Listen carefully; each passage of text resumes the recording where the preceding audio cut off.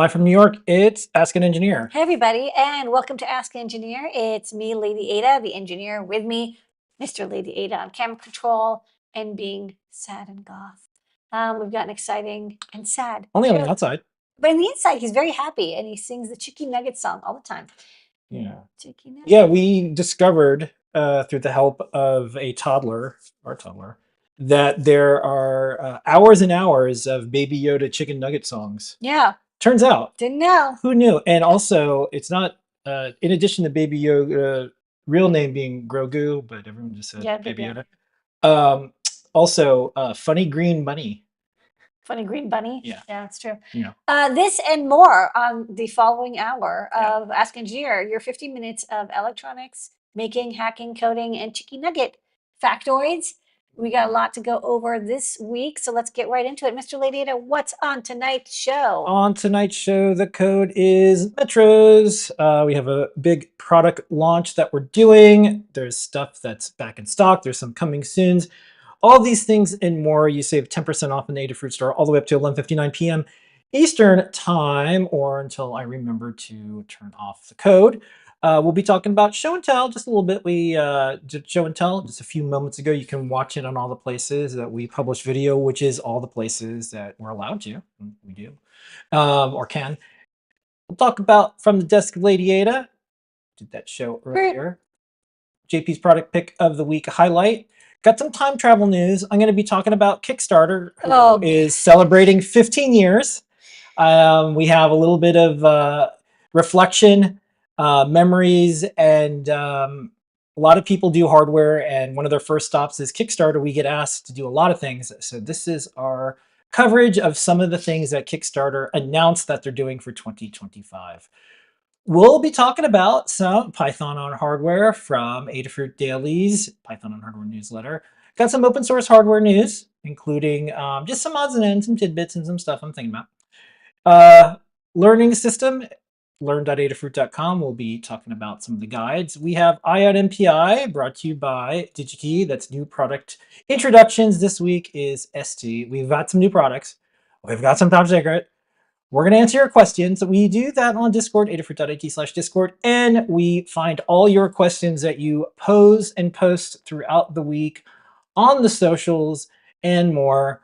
You can do that anytime. Just make sure you tag us in some way. We'll be doing that and more and fun all on Ask an Engineer. Yay! Okie dokie. So, Ladyada, let's first do some codes and some biz stuff. Metros, the code, as I mentioned. If you want to save even more, though, you can't stack these, but you can do these separately. Use the code 8heart. I stuffed good stuff into this. In the Valentine's Day gift guide. It's Yeah. only going to be going on for a few more days.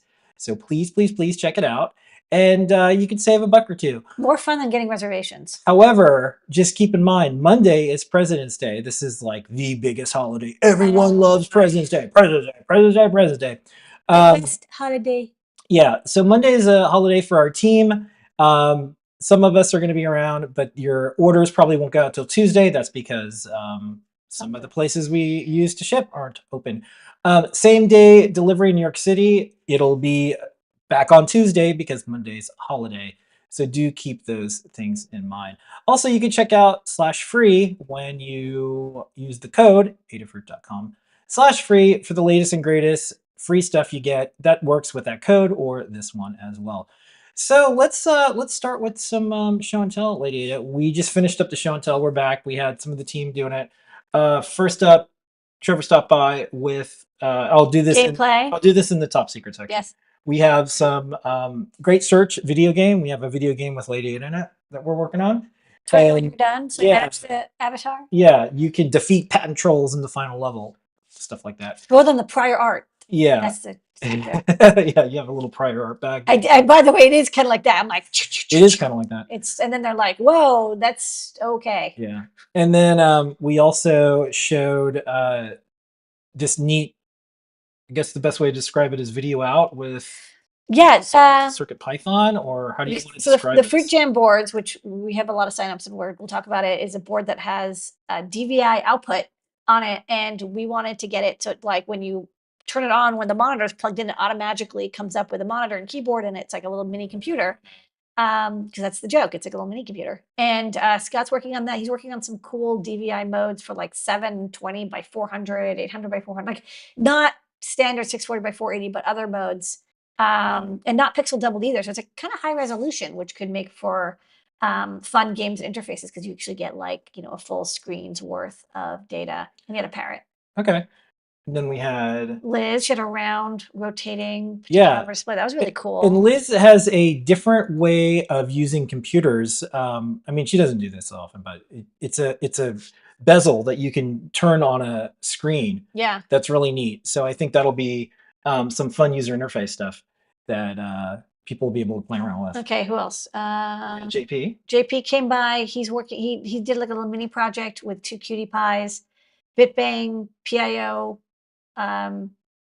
MIDI USB to serial, so you can have 2 devices that are expecting USB, that they have USB host, can talk to each other. It's like a phone, which can't act as a USB device, and a Raspberry Pi that can't really act as a USB device either. They can talk to each other through 2 cutie pies. Yeah, and then Melissa came by and showed BBS. And then VJ came by and has a circuit bent device. And next week on our show, we're going to have a circuit bending concert. Come on by. Come by. If you have circuits, they're bent, making music. Oh, for the folks who asked, where do they suggest names for Fruit Jam? Because we're not going to just call it Fruit Jam. This is, just by the way, this is the thing that we're looking at. We'll talk about it a little bit later. Yeah, you can put it in the chat. You can tag us. You can email PT@Adafruit. You can pretty much put it anywhere. We see all of it. So that's Show and Tell. We do this every single week, 7:30 p.m. Eastern Time. But on Sundays, we do From the Desk of Ladyada, including the Great Search and more. Ladyada, what did you show and share on the Great Search? It was Fruit Jam, Fruit Jam, Fruit Jam. It was all Fruit Jam all the time. I showed off the design, explained kind of where I came up with some of the ideas, like the layout. And then part specifications. I ended up getting the boards later on this week, so next week I'll probably do some live demos with it, including maybe the CircuitPython stuff that Scott's working on. And then for the Great Search, I showed how to find the I2C I2S DAC that I put on here that has both headphone and speaker output, which is like it was not easy to find stereo headphone, mono, 3-watt speaker, but I found something. Okay. We'll be doing another show this week, of course. So if you have something you want us to find, if you're just having a hard time finding that part, let us know and we will cover it on the Great Search. Okay, and then on Tuesdays, there's JP's product pick of the week. Here is this week's highlight. You didn't notice that I had one right here in my glasses the whole time. There, my product pick of the week this week, it's the Itsy Bitsy M4. Got one of our round displays. This is a GC9A01A driver. And I've got the Itsy Bitsy right here on a breadboard. I have connected it up to all of the broken out pins for the display there. And this is a sketch that Todd Kurt put together. It's up on his GitHub. You can see it uses a potentiometer to adjust the positioning of that. And one of the beautiful things about this running on the Itsy Bitsy M4 is how fast it runs. Look how quick that display update is. We've got no flickering. This is a nice display here that I can see from all angles as well. Itsy Bitsy keeps up with this. The Itsy Bitsy is fast. It's really capable for driving displays, really capable for Synth I/O stuff. Itsy Bitsy M4. And tomorrow is JP's workshop. And then on Wednesdays, we have 3D Hangout with Noah Pedro. I'm going to talk about a possible new segment we're going to be doing soon. And on Friday, this week is Deep Dive with Scott. You can check out that project that he showed on the Show and Tell and more. And USB host hacking. Oh, yeah. That'll be fun. Okay, let's do some time traveling.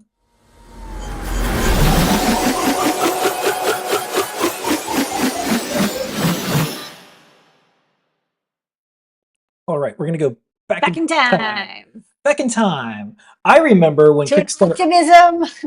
I remember when Kickstarter first came out, and still to this day, we have like warm feels for Kickstarter. I got a lot Here of in Brooklyn. yeah, I got a lot of projects off the ground. There were some really successful ones. What was it? Pebble was one of them. Pebble was Yeah, $1 million. Was Peloton? Yes, Peloton was Yeah. originally a Kickstarter. And like, you know, A lot of hardware. our lens is through the hardware Yeah. lens, if there's such a thing. But then eventually, you know, Kickstarter was kind of known for hardware projects that didn't ship. Right. So I was looking at their website, and I also saw some like news go by. I'm like, oh yeah, Kickstarter. I haven't actually thought about them in a while. In fact, we talked about that like a few days ago. Yeah. Like, oh yeah, like Well, we did the Tachyon yeah. project with Particle, but Particle, they have their stuff together, so it wasn't even like, oh well, they shipped this thing while they do this. Of course, but they use Kickstarter as one of the crowdfunding platform. There was tons. There was a Oh, 3D what was that other one? What was the other one for that people were using for a while? If they couldn't make it on Kickstarter, it was oh, chat, help out. It was like the one that you went to. I remember the best one was like, here's a thing that you could breathe underwater. Because like Kickstarter's like, you can't put this in it. There was like the weird toothbrush. But it was like, it was the one where they're like, Indiegogo? oh, Indiegogo, yeah. Was that it? Yeah. There's another one. No, that was it.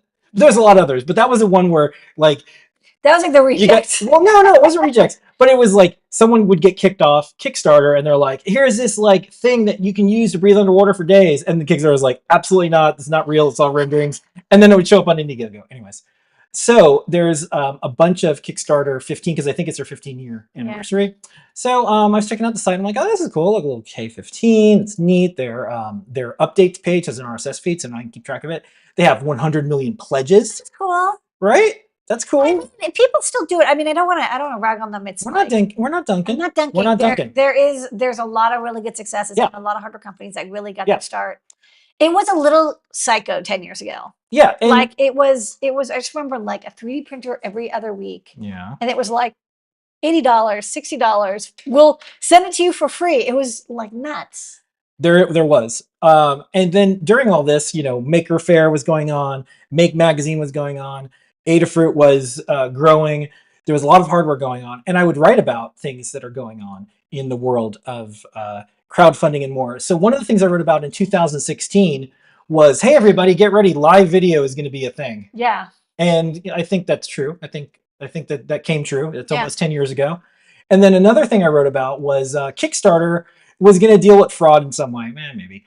And then eBay also was going to do a live video streaming thing for the things that people are selling on there. Well, some of it didn't work out.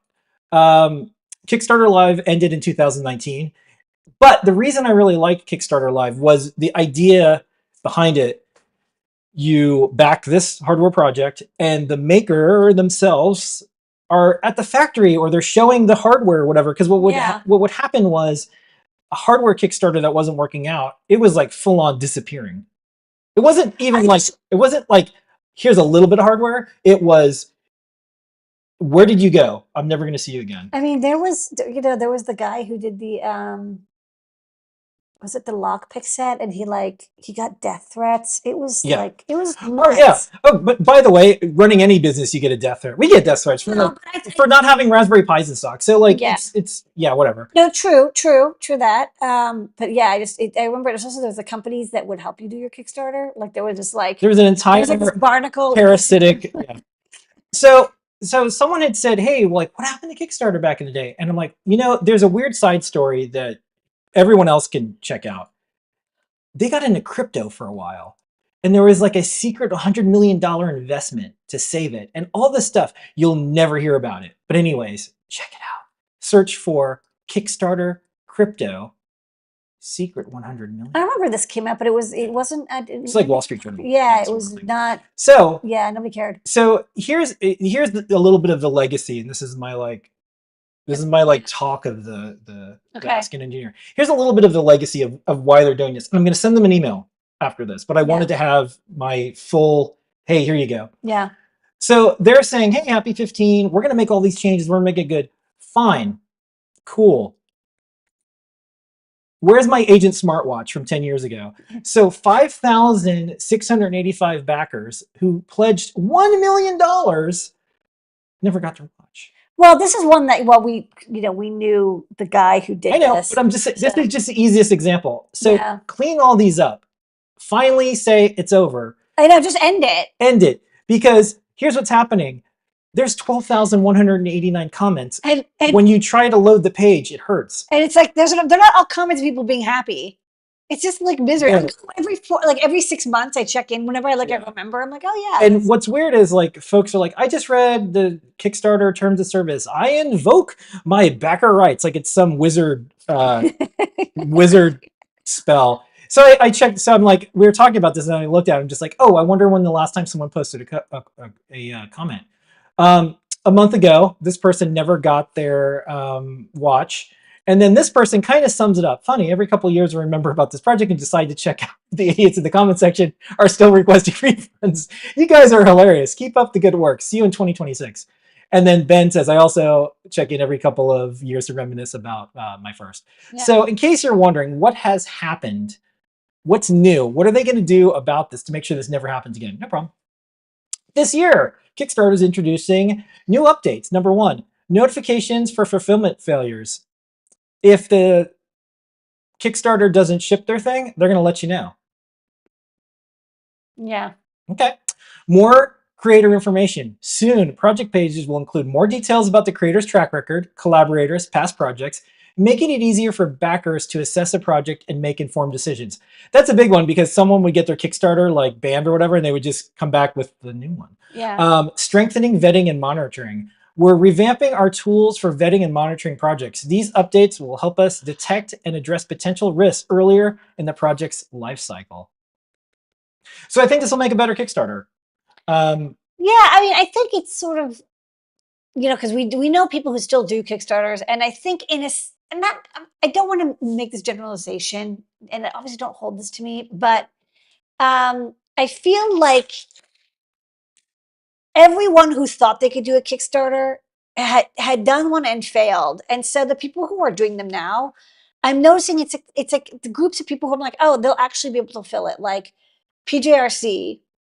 They have all the hardware done It's before already they done. put it on Kickstarter. And then, MicroPython, like they got their stuff. Like the people who are doing it, it's like there's less of like a gold rush, and so it's less like psycho optimistic people, and it's more like boring determining what because I see actually a lot that don't make funding too. I see a lot of Kickstarters that are like Yeah. for little hardware boards that normally would have like gotten $50,000 and they don't even make 10 because it's like it's more tempered, which I think is healthy. Yeah. So you might be saying, boy, this would have been great to have all along. Yeah. I'm not going to say that. I do think they got distracted with there was something so weird going on in the New York tech scene. Like it was like known and not known. It's like Kickstarter's into crypto. It's like, wait, what? Like this makes no sense. Like what's going on? A lot they had that gigantic build out, and then I think they unionized, and I think that there was There's a lot of stuff there was a lot of stuff going on, and there was a couple.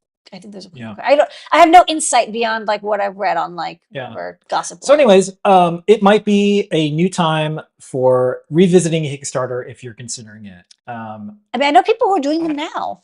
It's success. They're having success. Yeah, I think a lot of people experiment with live video. I do think that live video for shopping experience makes sense because you can ask questions with the creator. Yeah. Very often. I think they should bring that back or have something like we do. Use YouTube, use all these live things, use TikTok, whatevs. I wonder if the idea behind the crypto thing was like, oh, you'd be able to audit where's the money being spent. Because you would say like, oh, okay, like, we see that this wallet has $1 million and I see that they spent $10,000 to like buy circuit boards. I wonder if That's pretty optimistic. I think it's far worse. I think it was like, let's launch coins on Kickstarter. I think it was launching coins on Kickstarter. And who knows? But I'll ask. I'm gonna send this thing and be, hey, like, welcome back, cool. But please, please, please, just like clear these out because like, who wants just close it, end it. Because like this guy is just gonna keep coming back here and just like, what's the like? It's been 8 years. Like you're not gonna get this smartwatch. This guy deleted himself off the internet. Anyways, so that's that. Let's do some Python on hardware.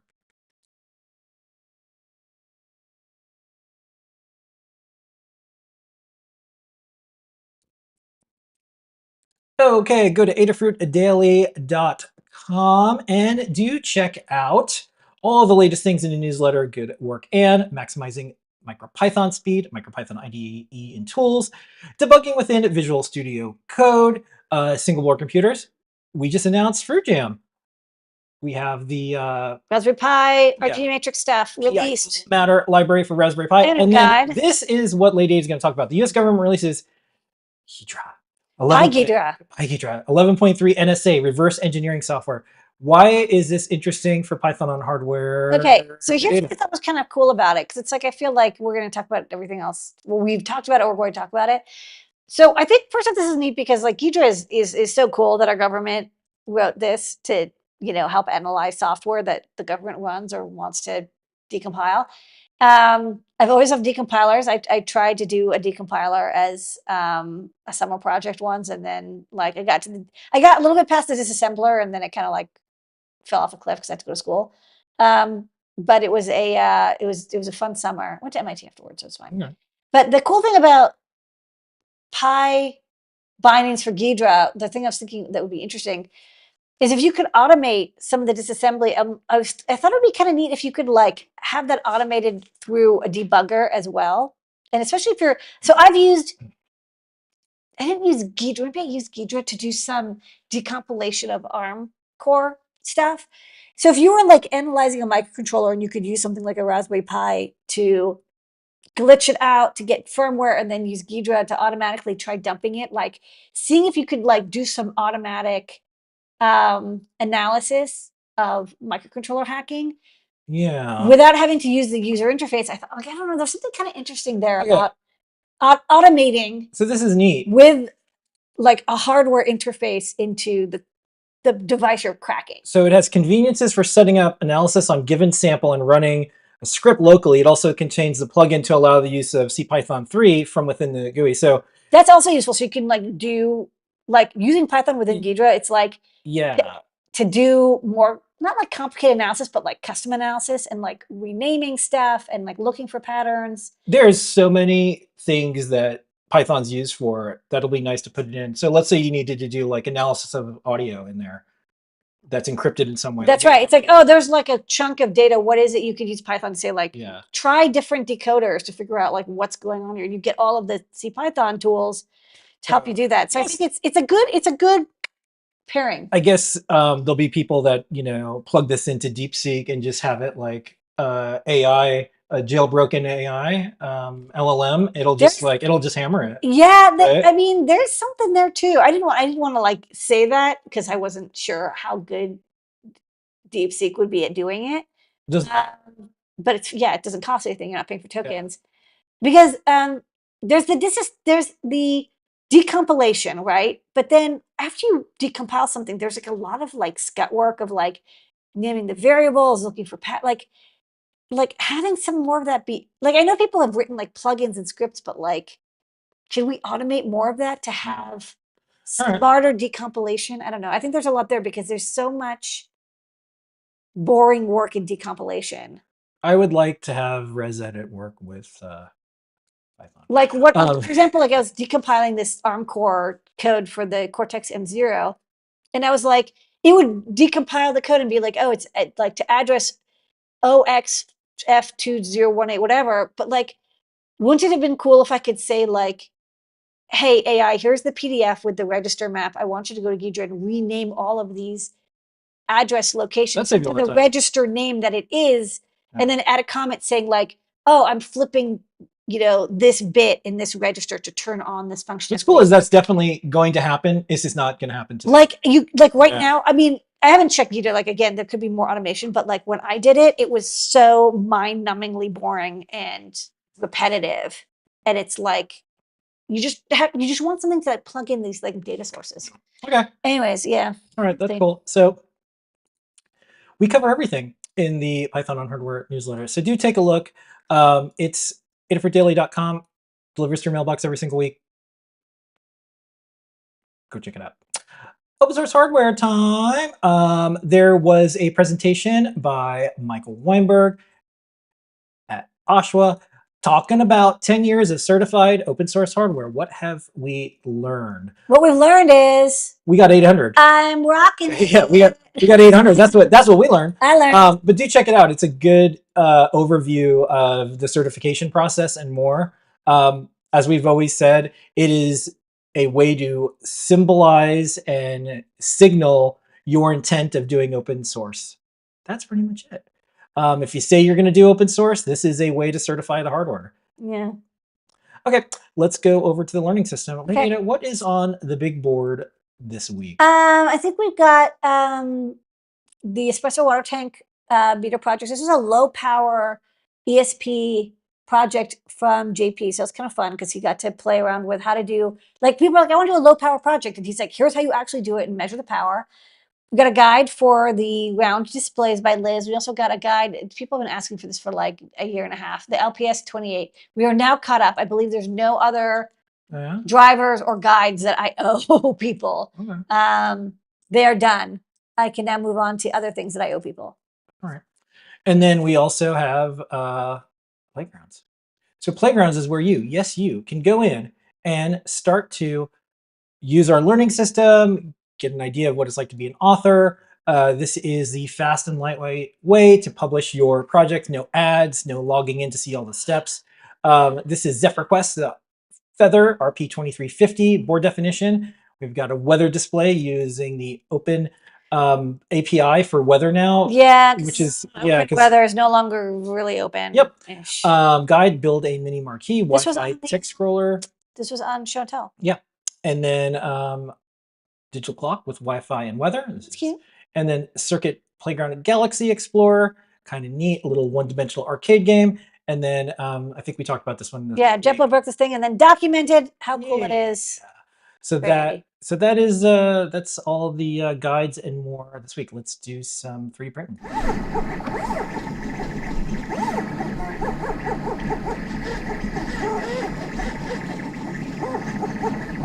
Okay, 3D printing. Before we show this week's speed up, we're thinking of doing a new segment on 3D Hangouts, and we'll tell you what it is. There's all of these tools that you type in something like make me a hot dog. Make me a hot dog. And this is what you get. Yay, hot dog. Make me a desk. This is what you get. Make me a chair. This is what you get. And what it is these make me a spoon. This is not a very good spoon. It's spork-ish, like spatula. So what these are is lots of startups, lots of companies trying to figure out how do we turn this AI trend into something for 3D folks and 3D printing, that is, or modeling or like whatever. And what these are tools that you type in something, or you can put an image in and say, make this a 3D model. There's a lot of noise out there, and most of these tools don't work. I'll go in and I'll type something like, make a little, baby Yoda head or something, and it just doesn't work. But, they're not going away. So I thought we could do is like, not dunking on them, but like, here's like a 1 minute segment. Just test it. Just test it. Like we have something that will come up with it, which is a regular test. I think folks use like a little boat or something, or there's something that folks are like, here's a standard thing that we print out. I think there's a standard prompt. Tugboat, yeah. There's a standard prompt I'll use. Can't use a Yoda head anymore. And we'll see if any of these are good, because I think what will happen is some of these will get you like 50% along the way for a lot of the boring things, and then you get to do the fun stuff. We'll see. But this was one I sent over to Knowing Pedro today, and it was not so good. This was the hot dog. Yeah. It's kind of like a cubist. Yeah. And I think maybe like this will help people down the road with getting their 3D prints better. I'd like to see something that analyzes like, is this like watertight? Yeah. Here's what I'm trying to do. Or taking a 3D model and say, hey, this is a printer I have. Can you optimize it for this? Like, there's lots of things that all these tools and even the printing software that people have does some of this. Anyways, that's what we're thinking is a little like 1 minute segment, kind of like we have segments in this show and JP show of like, what are these tools? Are they interesting or not? And then we'll see how it goes. We don't have a name for this segment yet. We do things under this Braincraft thing for machine learning. We call it Braincraft. I don't know if that's going to like 3D Braincrafts. Well, that'll be how we talk about it. I don't know. But we'll let you know and expect to see it here soon. You should have it. You should have it. The output of the model go into like a vision recognition system for like hot dog or not, and they'll just like keep 3D modeling hot dogs until it finally is them both fight. Yeah. in an endless loop. Generative AI competition. Okay. Yeah. Alrighty. Let's do More hot dogs, more paper clips. let's just speed up.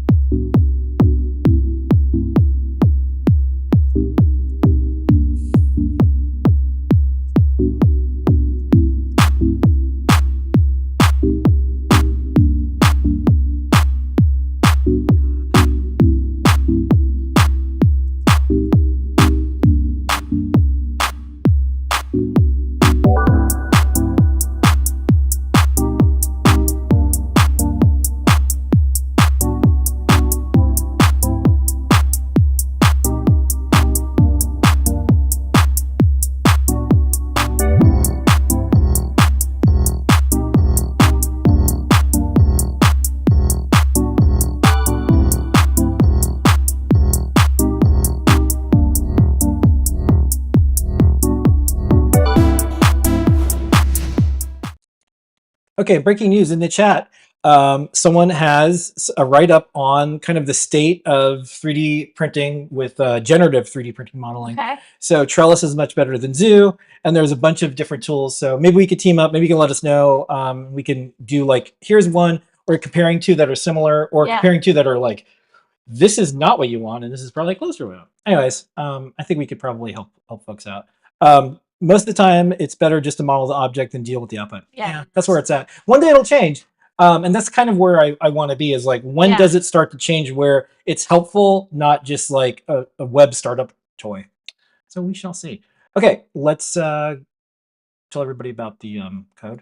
Mm-hmm. Code, don't forget. And then there's also the Valentine's special, 15% off. Don't forget Monday or not shipping.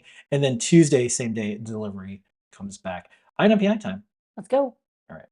On MPI.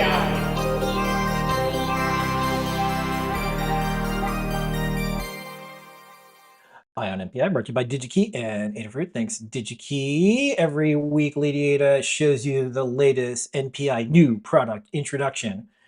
This week, it's from ST. One more.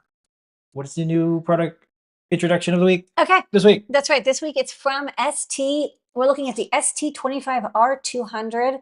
I'm always a big fan of RFID and NFC chips. It's great to see more offerings, especially from ST. This one is small, low cost, but powerful. It's a NFC HF, so 13.56 megahertz. RFID reader. I believe it also is a writer. Yeah, it's an operate reader writer. So even though it says reader IC, it's like it can read or write cards, which is essential. It handles, all the NFCs, ISO specifications up to NFC 5. It can do like funky things like, Felica and Kovic and CTS. I haven't even heard some of these. It can also handle MyFair Classic if you want to implement the protocol. So it's back compatible with older chips as well if necessary. And it's low cost, a great way to add tag interfacing. I really like tags. They're intuitive. People understand. You tap them. They come in various sizes. This is like a collection. We have stickers, mini tags, keychains, cards. You can print on them.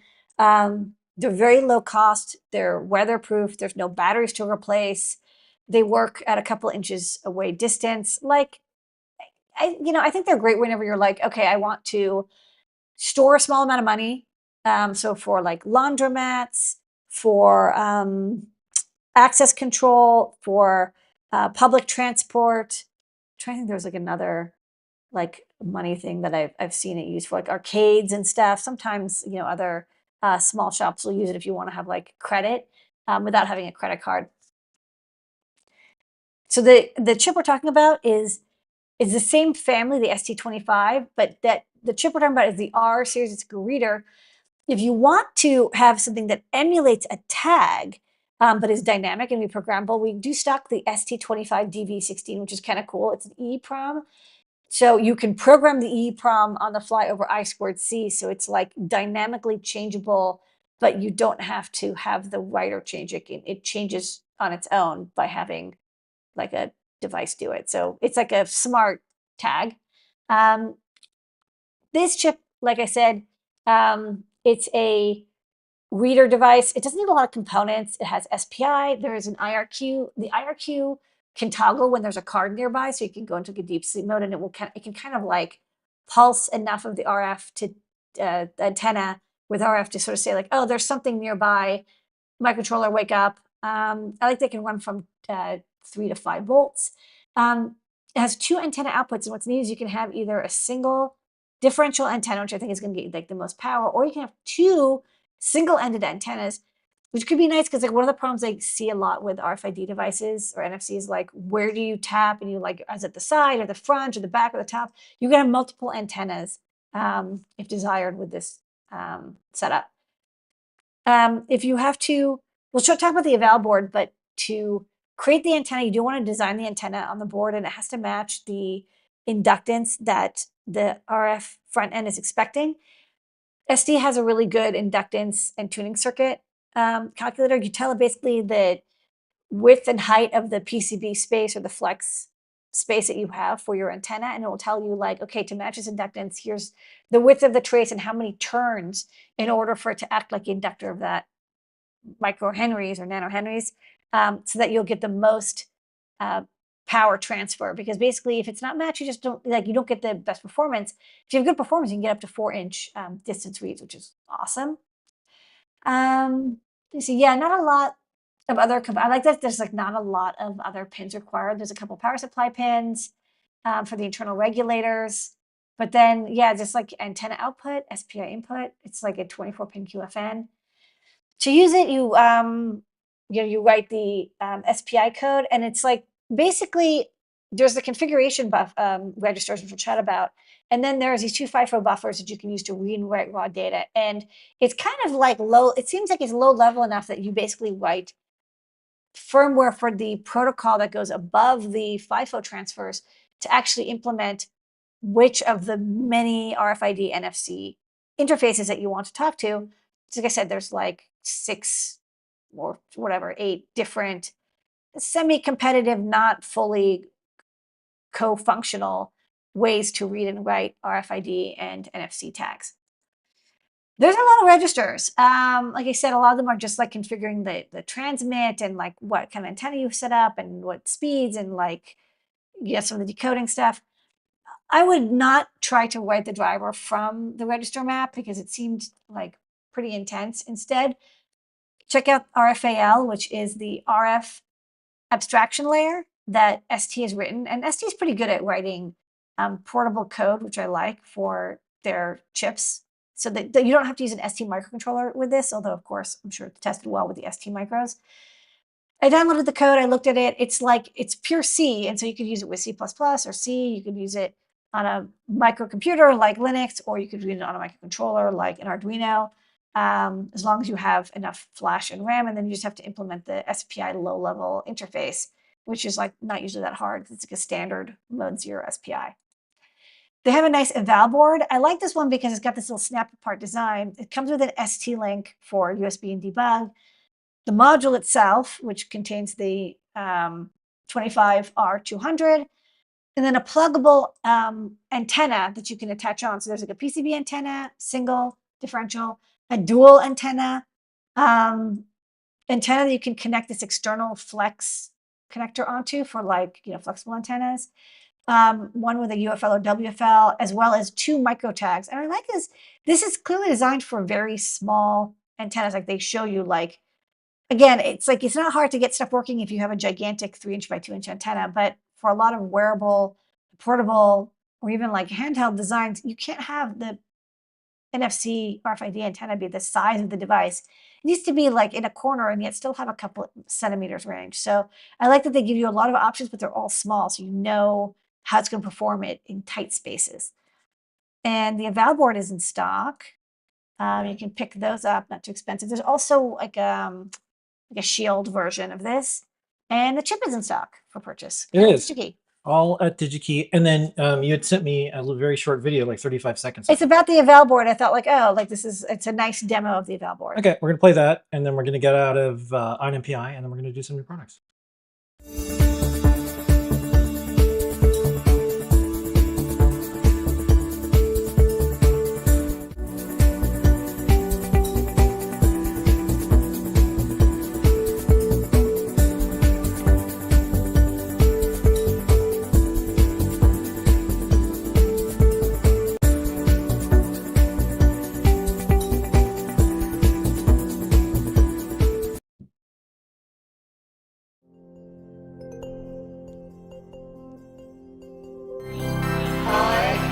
Ladyada.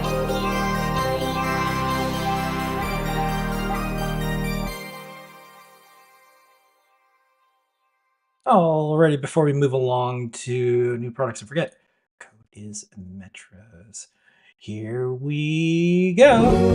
New, new, new, new, new, new, new, new, new, new, new, new.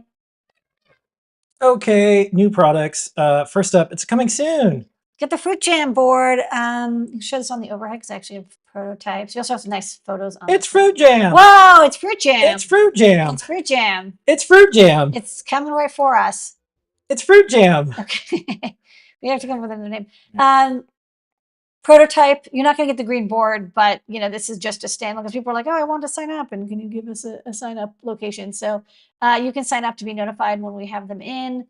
RP2350, stereo USB, 2 USB ports with a hub, 8 megabytes PSRAM, 60 megabytes of flash, like an analog IO, stemma QT, big on-off switch, 3 built-in buttons, 5 built-in NeoPixels, I2S with speaker or headphone output, and it's like true headphone, not line out. DVI outputs for DVI projects, USB for programming it, micro SD card for storage of stuff, little debug port here. And this might change, but this is for now a iSpy connector. So yeah, a little like credit card. Oh, and then 16 pin GPIO and header output here for like plugging in other stuff. So yeah, Okay. sign up, be notified when we have this in stock. But it'll be great for running little emulators on and having it go to DVI output, which is fun. We got a book. Yes, we have the official Raspberry Pi beginner's guide. This actually was packaged with the Pi 500 starter kits. But maybe you don't want to wait for them to come back in stock. You want the book. It goes great with Raspberry Pi computers. It's not for the Pico. It's for like the Raspberry Pi computers, like the Pi 5, Pi 4. This is the latest version, 5th edition, so it has the Pi 5 in it. It's a great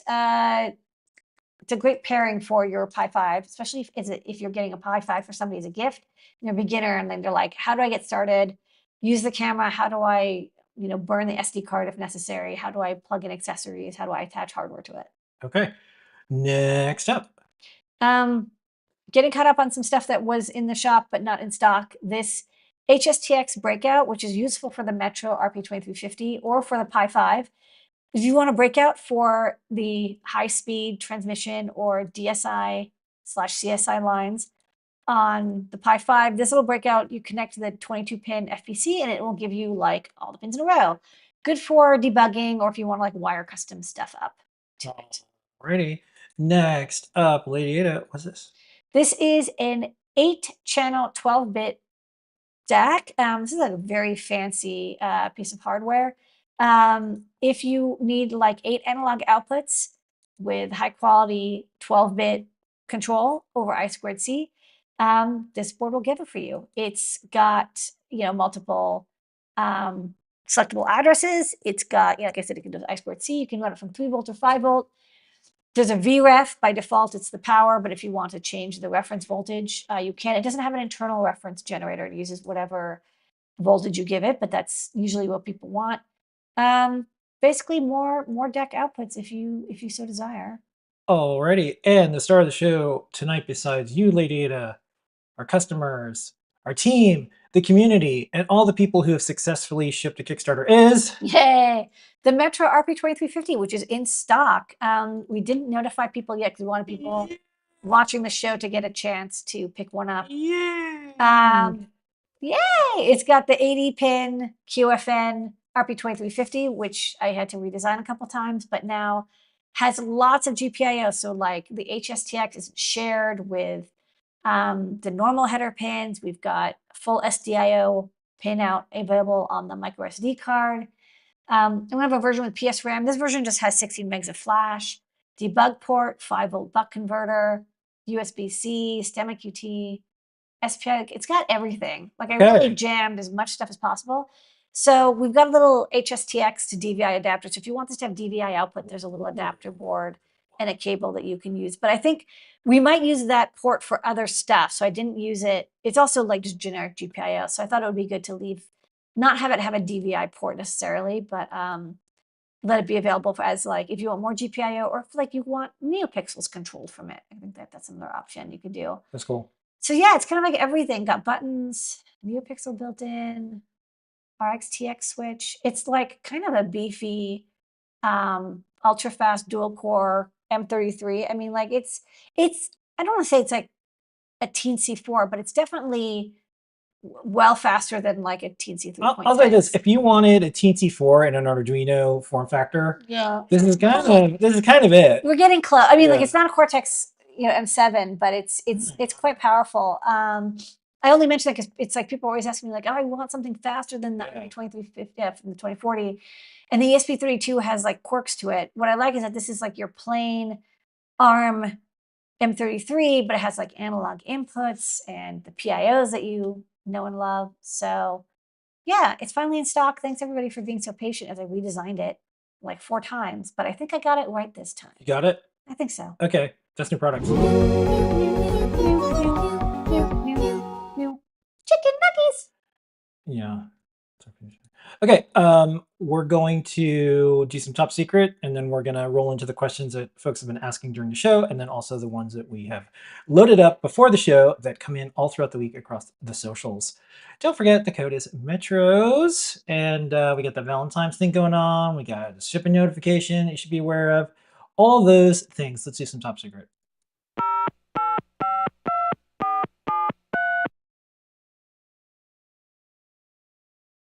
All right, what's this? This is the board that I talked about in the Great Searcher. I talked about a DAC, an I2S DAC board that has headphone and speaker output. I really liked the look of this DAC, so I made a little breakout board for me to play with, and I'll put it in the shelf if it works out. Okay.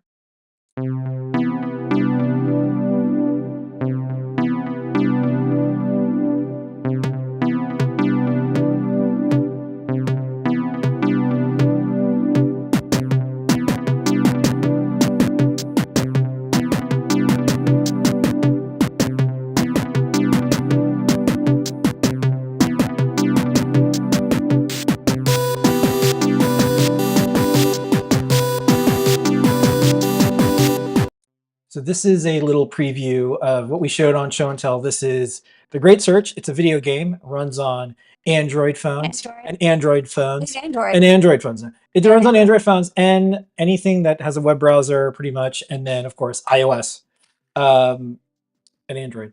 So one of the cool things about this is we'll be able to tell some of the we'll be able to tell some of the Adafruit story in ways that we weren't able to before, because Wikipedia is not really trustworthy for at least a lot of things. So we wanted to have like some of the Adafruit history, but it's like, where do we put it? So why don't we make it a video game that you can play along with? So what we thought was like, here's the first Adafruit factory. Here's us the time we went to Vegas and we bought a pick and place machine. Yeah. Here's us defeating patent trolls. Here is us at the post office giving them packages to ship out. So all sorts of history of Adafruit and different things we've done. But then, of course, like exciting cyberpunk levels and more. Yes. So a little bit of a preview. Trevor will be showing this off. This makes running a business look so much more exciting than it is. And also less exciting than it is. Yeah. So this is the preview. You heard some of the music that we're doing. We're going to have ways for you to make your own levels, all sorts of stuff. And that's the top secret for the week.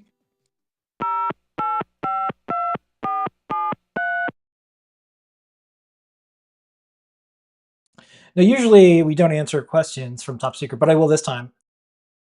Does the game have the Blue Smoke Monster?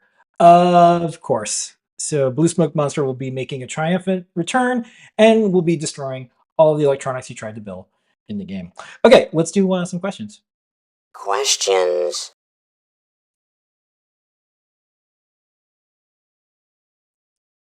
Alrighty, Ladyada. First question is, it would be great if you could add audio. Not many boards have line in. By the way, I still check my RSS feeds too. Okay. That's what I want. All right. I'll look into it. I'm looking at, there is a version of this chip that has line in, but I have to figure out like, okay, how am I going to fit another jack on there?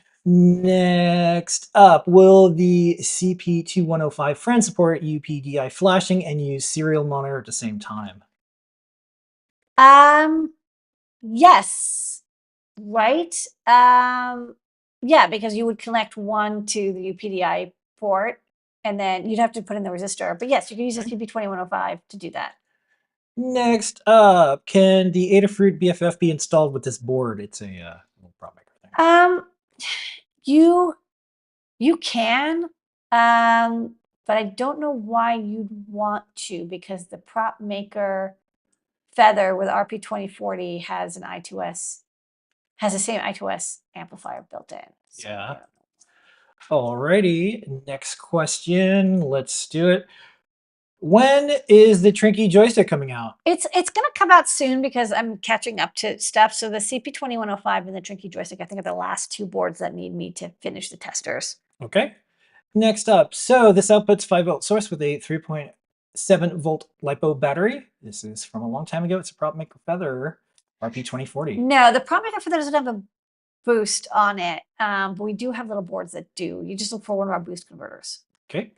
Next up, speaking of analog, any chance of carrying Max Linear's GHN products like the 88LX5152 analog front end or the 8LX5153 baseband? No plans, but I will check them out. Okay. It's always good to get recommendations. Love the short, relevant answers. Thanks. Whoa.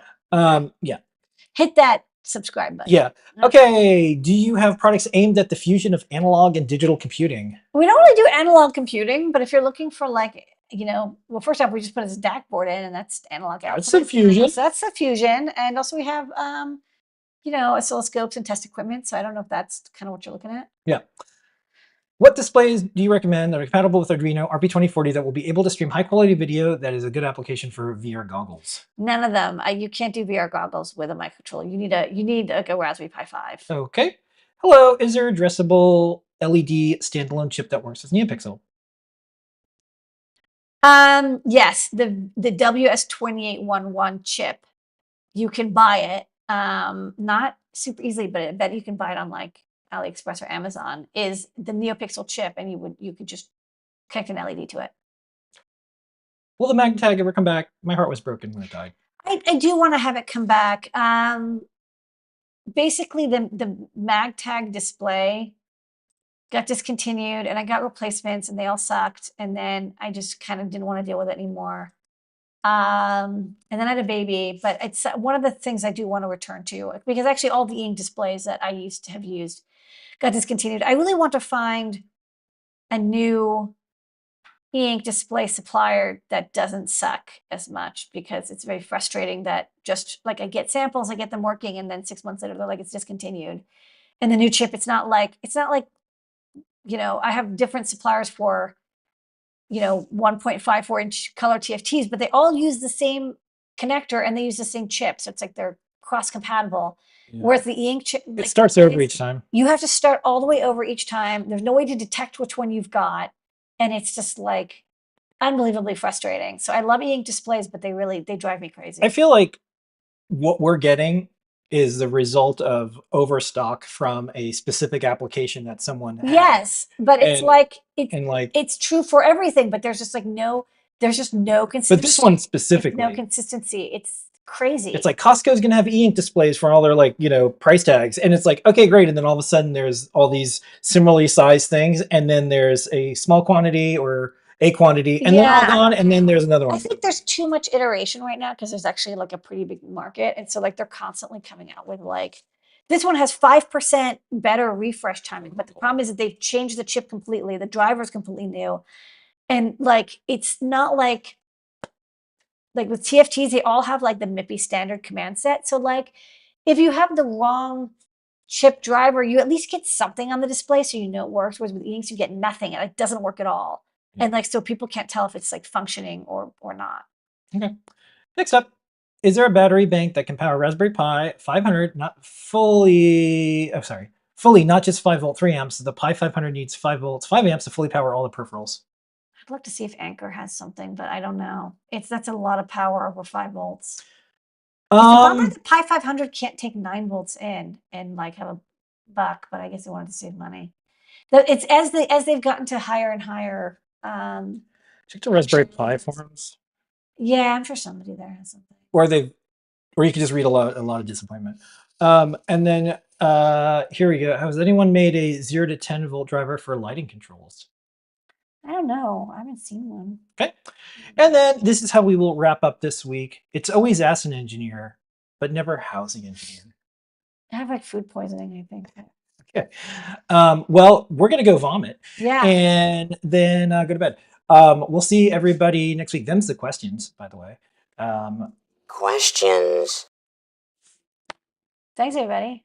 Chicken cookies. Yeah, thank you for joining us this week. It's exciting to be doing electronics. I know there's a lot of messed up things going on in the world, but look at it this way. It's a huge opportunity to be creative and be bolder than you've ever been, because it doesn't matter. I can't believe we have to put up with another 3.9 years of this. If you're just going through hell, keep going.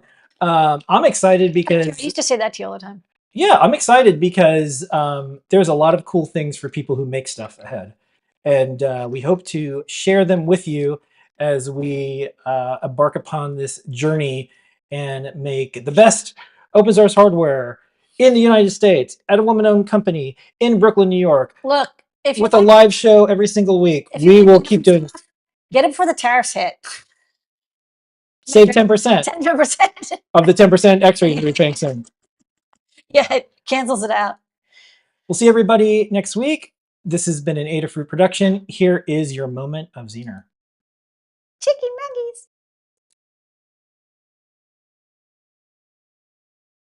nuggies.